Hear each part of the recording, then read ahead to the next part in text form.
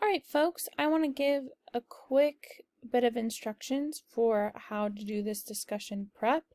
So, this discussion prep, you're going to use your annotated bibliography, and it's going to help you prepare to participate in our panel. Now, remember, in this panel, you are an expert on your dictator. The dictator you have been doing research on is who you should be talking about in all these questions.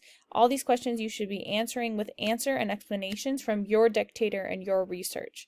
The questions are asked generally, like what strategies are effective in helping authoritarian leaders gain power? Because not everyone on the panel will have studied your dictator.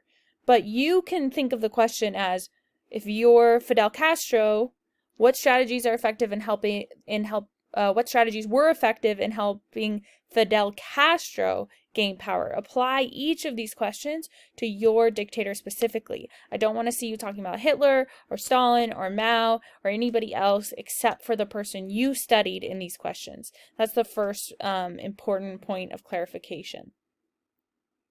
Okay, then let's talk about question 1 first. Question 1's pretty simple. You're just going to I'm going to ask you to introduce your dictator so people know who you're representing and who you're an expert on the panel. You can use that basics box that's the purple box on your annotated bibliography, and just kind of summarize where were they a dictator, how did they gain power, what was their political party. Then the biggest, most important questions are questions 2 and 3. So let's take a look at an example of what an answer to question 2 could look like. So question 2 asks, what strategies are effective in helping authoritarian leaders gain power? You'll see that I say you need at least 1, but up to 3 claims for these questions 2 and 3 specifically. So I have these boxes where you could write potentially 3 different claims to answer this question.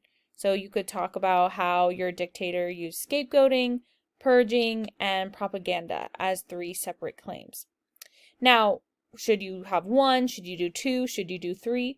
Part of that depends on how much evidence you found in your annotated bibliography.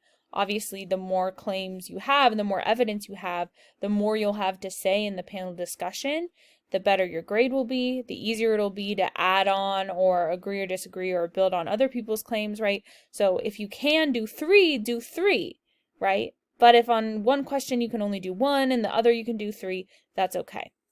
So take a look here about how I answered this question. This is as if Hitler was my dictator that I'm an expert on in this panel discussion.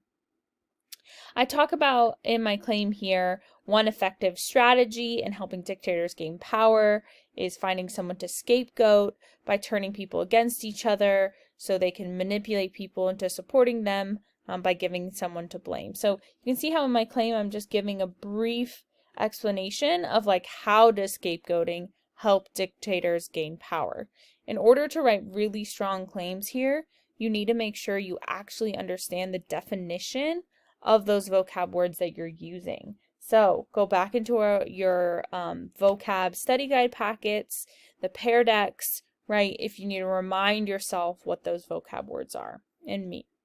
And then for my evidence, you'll notice that I do not have a quote. I do not want to see quotes as your evidence anywhere on this document.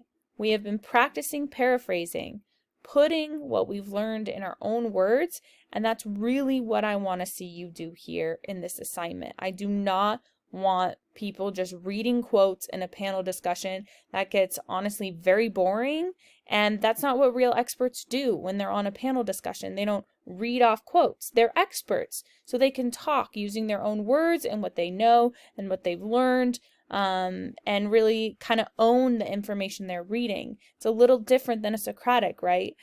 Because you need to really present yourself as the expert on this.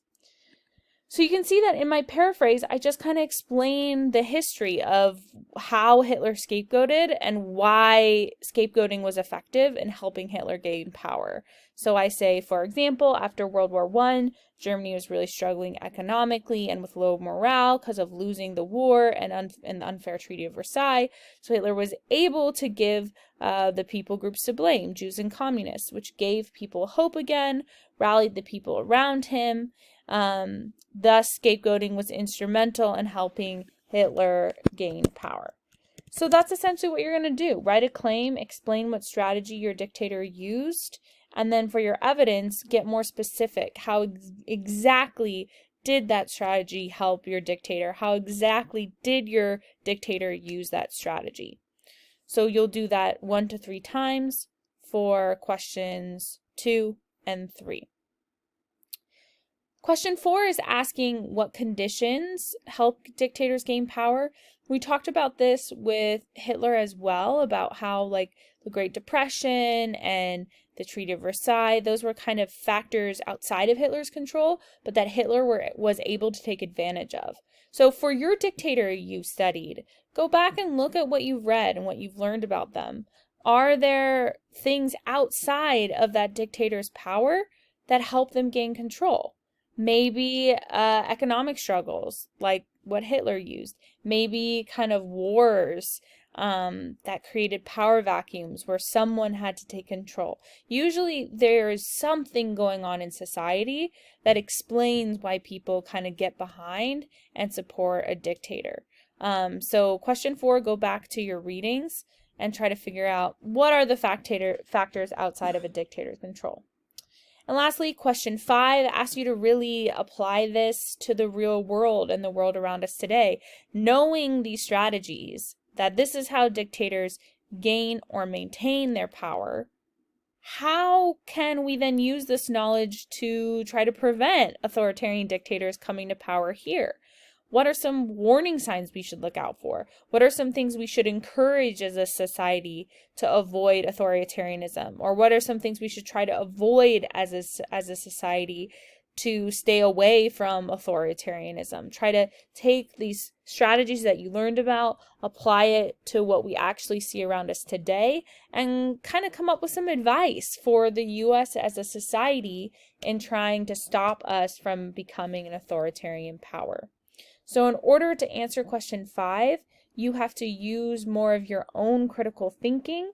You can kind of use your own thoughts and experiences and opinions here as evidence, but of course it's even stronger if you can connect it to your dictator or any of the dictators that we've studied. I would say question 5 is the question where if you want to broaden out to any of the dictators that we studied, you're more than welcome to. But questions 1 through 4 your answers should just be narrowly focused on your dictator.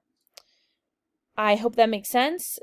Feel free to reach out with any questions. I might not respond quickly because I'm out of the country, but you can email me or Gchat me and I can get back to you as soon as I can.